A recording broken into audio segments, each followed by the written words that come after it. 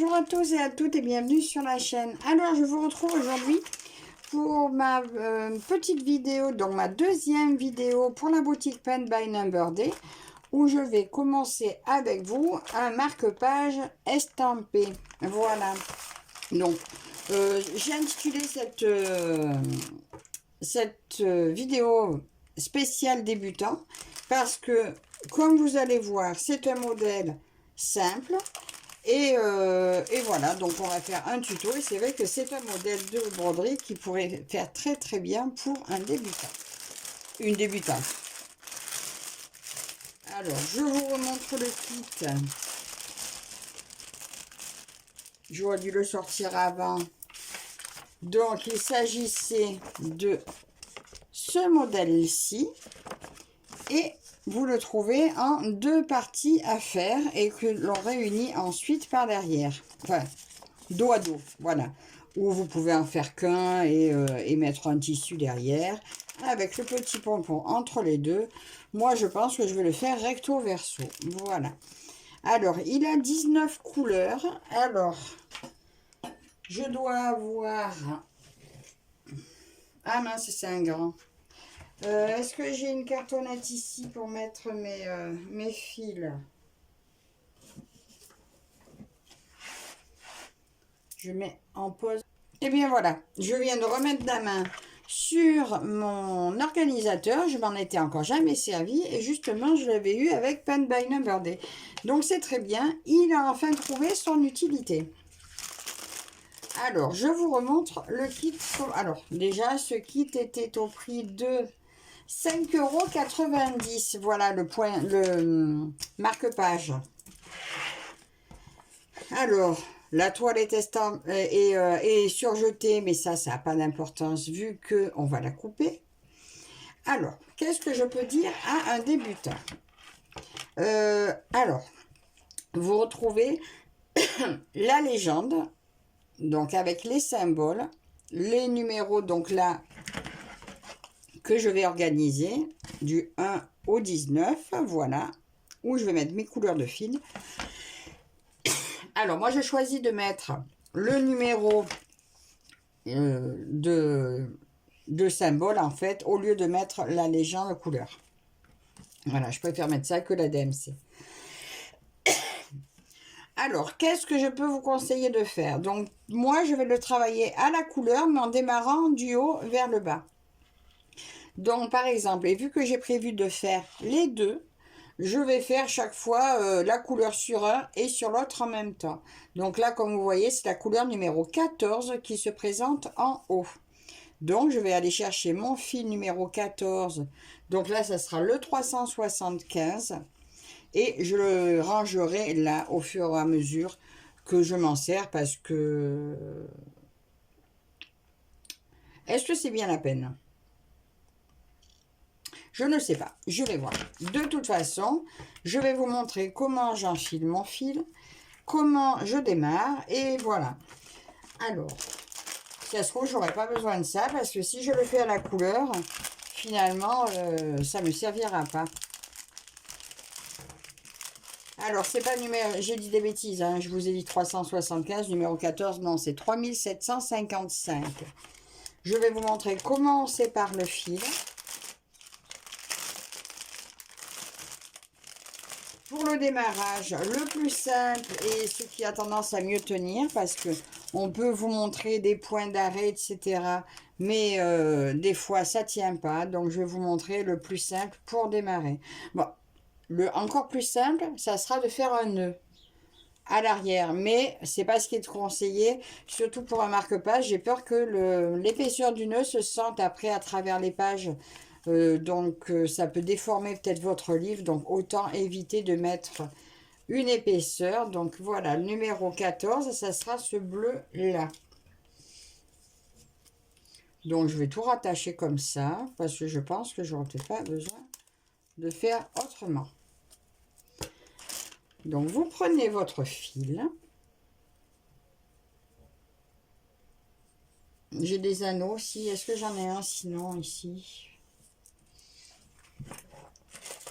Oh, c'est un gros, hein. Ah, j'ai un petit. Peut-être faire comme ça, en fait. Lui, c'est le numéro 14. Je vais le noter là. Hop. Et je le mettrai peut-être directement sur l'anneau.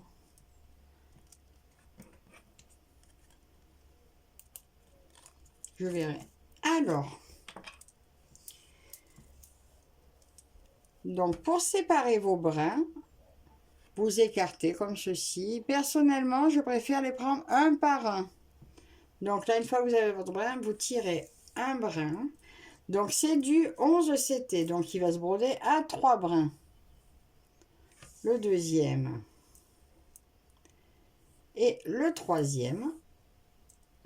Et ça, c'est votre reste de fil qui resservira s'il en a encore besoin. Vous prenez vos 3 fils, vous les mettez à la même longueur, plus ou moins. Vous pouvez toujours recouper si vous le souhaitez. Mais moi, je les garde telles quelles. Je prends mon enfil aiguille. Ah, si je prenais mon aiguille, hein, attendez. Je vais me servir du kit directement de tout ce qu'il y a là-dedans. Alors, je prends une aiguille. Et je prends mon enfil aiguille. Voilà. Ceci, vous le passez, donc le grand côté, vous le passez dans le chat de l'aiguille. Et on ressort. Voilà, tout simplement. J'ai gardé mon fil en entier. Non, je vais vous déconseiller pour vous de le garder en entier. Le mieux, c'est de le couper en deux. Moi, je vais le garder parce que j'aime bien. Alors, pour le démarrage, je vais démarrer donc sur le haut ici. Alors, pour ce faire, je glisse mon aiguille sous la trame.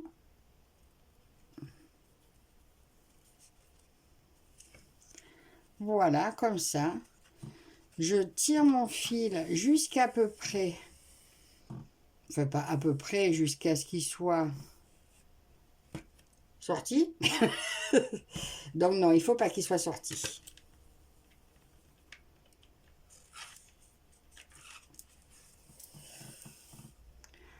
Voilà, comme ça. Et ça se retrouvera coincé sous les points. Ce qui fait qu'après, vous pouvez démarrer. Alors, l'important, c'est de faire toujours vos croix dans le même sens. Donc là, hop.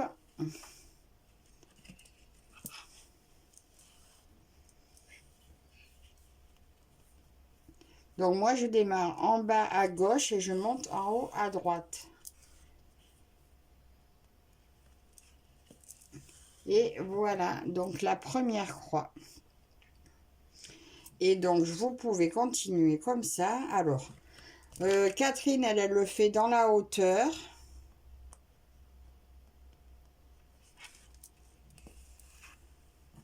Vous pouvez faire de cette façon là une colonne.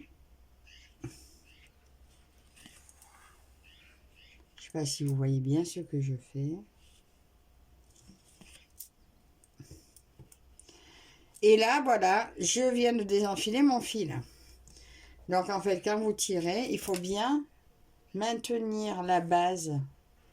Je ne sais pas si vous voyez. Il faut bien maintenir la base de l'aiguille pour pas que ça s'échappe. Voilà, parce que ça, c'est l'inconvénient quand on fait à 3 brins.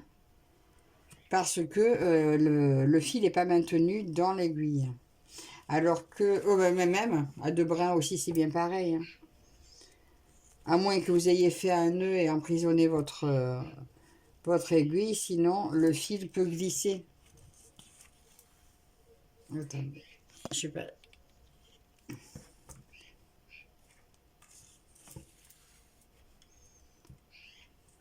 Donc ça, c'est vrai que je vous conseille ce produit parce qu'il est vraiment rapide à faire. Hein.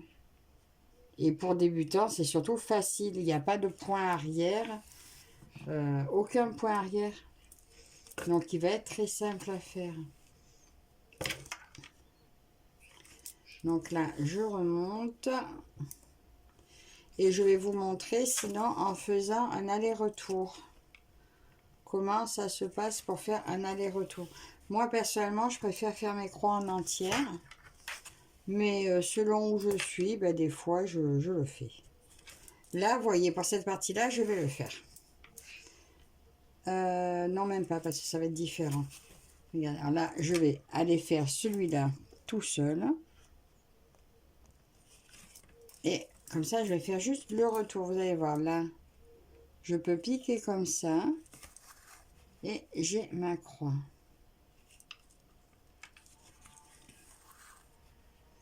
Je ne sais pas si je vous ai bien mis du bon côté, si vous y voyez suffisamment.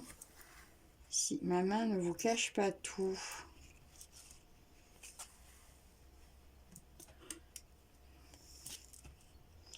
Alors là, pour pas ressortir, parce que là, si je repasse dans ce trou-là, je vais sortir mon fil. Donc là, je vous montre sur un aller-retour. Hop. Donc là, je fais mon premier aller avec mes demi-croix. Et je reviens. Ça fait ma croix entière. Et là, ben, la dernière, je peux la faire. Oh, vous voyez? J'ai refait la même. J'ai encore laissé mon fil s'échapper. Parce que je la tiens mal. Il faut bien la pincer au niveau du chat. Ben, pour pas que ça se sauve. Hein. Tout simplement.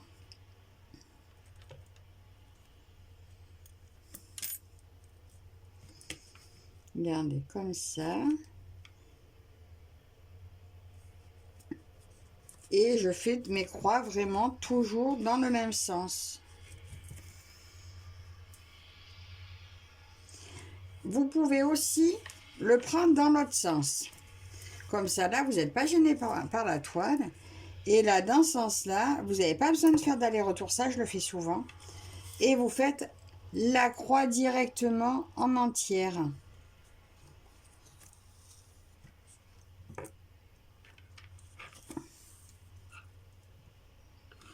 Est-ce que vous voyez bien? Je ne sais pas. Je ne sais pas trop comment vous mettre.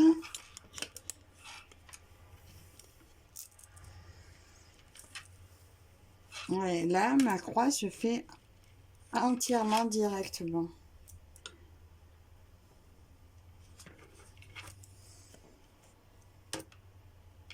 Alors, il y a plein de modèles différents maintenant de ces marque-pages estampés.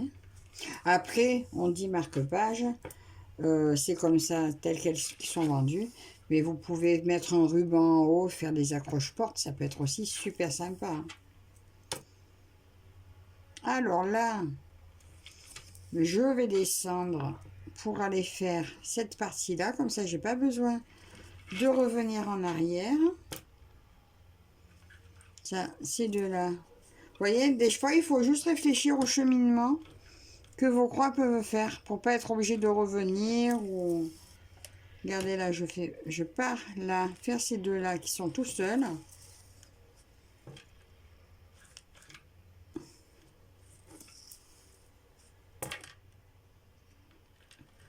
Là, pareil, les trois petits là. Et après, je vais finir ma ligne.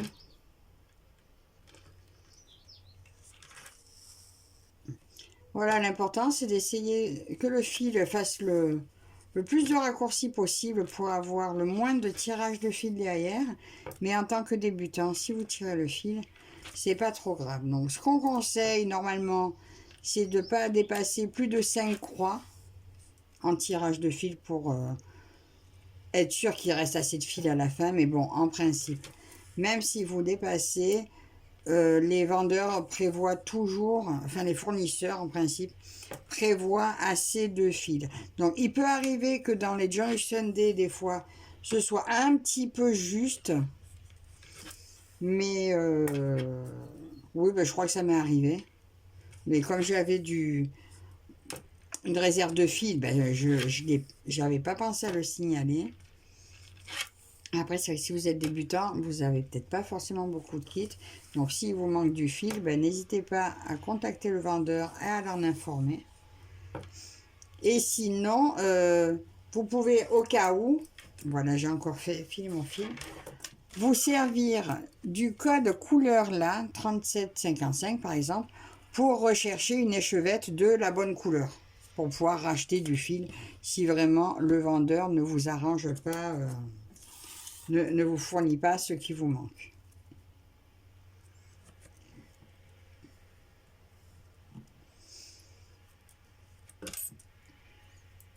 Vous voyez, 3 fois hein, j'ai désenfilé mon fil, donc ça peut, et pourtant j'ai l'habitude. Hein.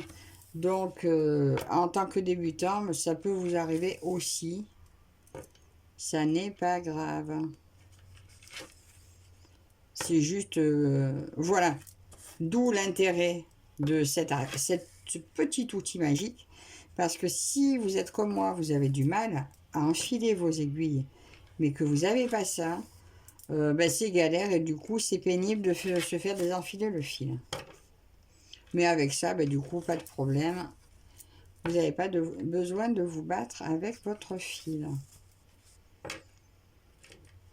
Alors, ce petit produit, ben écoutez, c'est très, très, très agréable à faire. Très simple à faire. Donc, je pense que ça sera peut-être l'article que j'emmènerai aussi dans ma voiture, comme je vous ai signalé, pour essayer de le finir assez rapidement, pour vous mettre un retour rapide.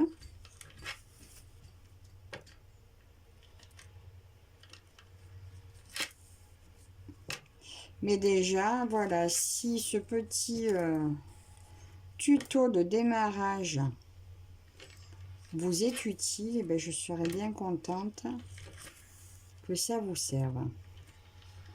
Et bien sûr, quand c'est fini, il faut le passer à l'eau chaude pour que toutes les inscriptions dessous s'enlèvent. Mais faites bien attention aussi de ne pas le mouiller avant. Parce que sinon, toute l'inscription va s'effacer. Et vous serez obligé de le faire en point compté. Donc, c'est-à-dire vous servir du patron pour continuer sans l'écriture. Mais c'est vrai que pour une première, pour se mettre au point de croix, on va dire, parce que la broderie c'est autre chose. Mais pour se mettre au point de croix, c'est un article super.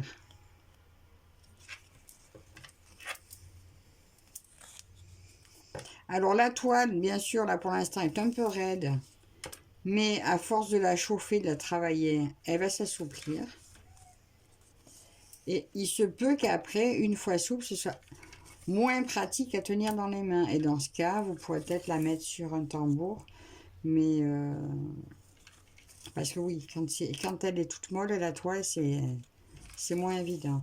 Donc ce que je peux dire aussi à un débutant, c'est d'essayer de faire en sorte que les croix soient régulières au niveau de la tension du fil. Ni trop serré, ni trop lâche. De les faire à peu près toujours pareil. Bon, ça se travaille hein, au fur et à mesure.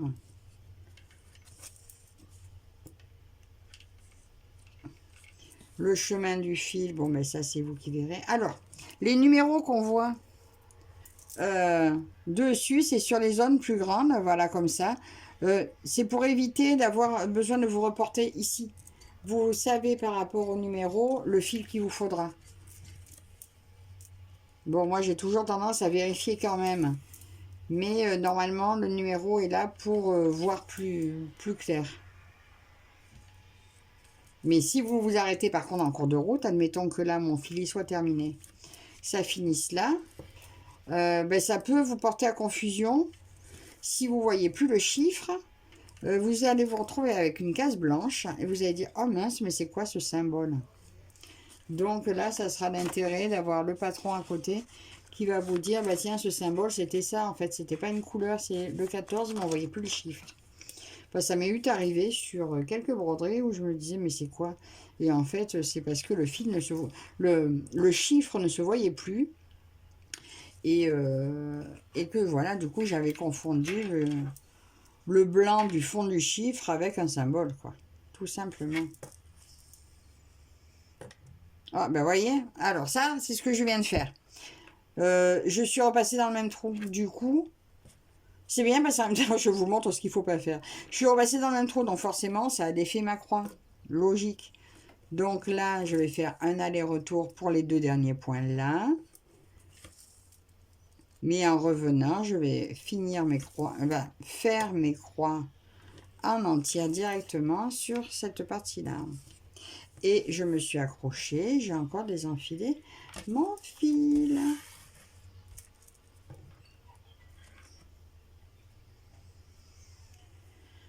De toute façon, là, je pense que je ne vais pas vous garder bien longtemps. Je ne vais peut-être pas terminer tout le fil avec vous parce que j'ai gardé un long fil. Ce que je vous conseille pas forcément de faire. Moi, je suis de la team fil long. Le problème des fils longs, c'est qu'on peut s'accrocher, on peut faire des nœuds, ça peut user le fil aussi. Donc sur certains fils fragiles, ben, des fois ça vous a usé le fil à force de passer dans les trous. Résultat, arrivé au bout, il peut avoir une moins bonne couvrance. Donc je vous conseille quand même de couper le fil en deux.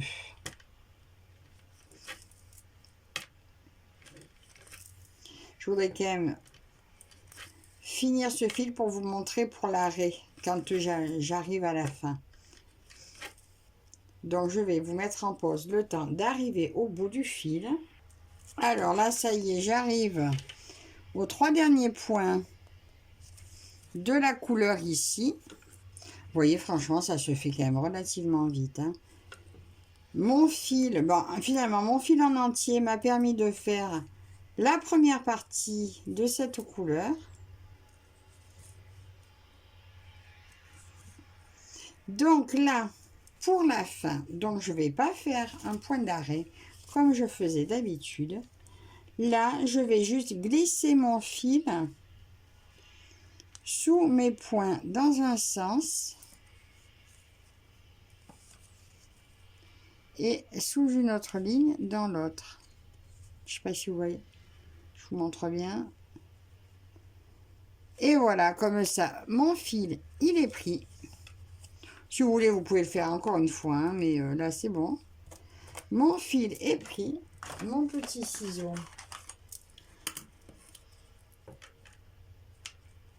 Ah, et voilà. Donc, vous voyez derrière ce que ça fait. Donc, ça fait propre. Et voilà la première partie de cette couleur de fête. Donc, ce que je vais faire maintenant, je vais finir cette couleur sur ce morceau-là. Là, il restera cette partie-là, cette partie-là, cette partie-là. Et après, ben, je ferai l'autre côté de la même couleur. Et ensuite, je vais prendre mon jaune et faire les deux côtés, ainsi de suite. Voilà. Donc, j'espère que cette petite vidéo tuto spécial débutant vous aura plu, qu'elle vous sera utile. N'hésitez pas encore à me poser des questions. Si j'ai oublié de vous préciser quelque chose durant la vidéo, n'hésitez pas à me demander, je me ferai un plaisir de vous répondre. Donc j'attends vos commentaires. Encore merci aussi à Pen by Number Day de leur confiance pour m'avoir envoyé ce produit. Merci à vous toutes et toutes de me suivre et je vous dis à la prochaine. Bye bye.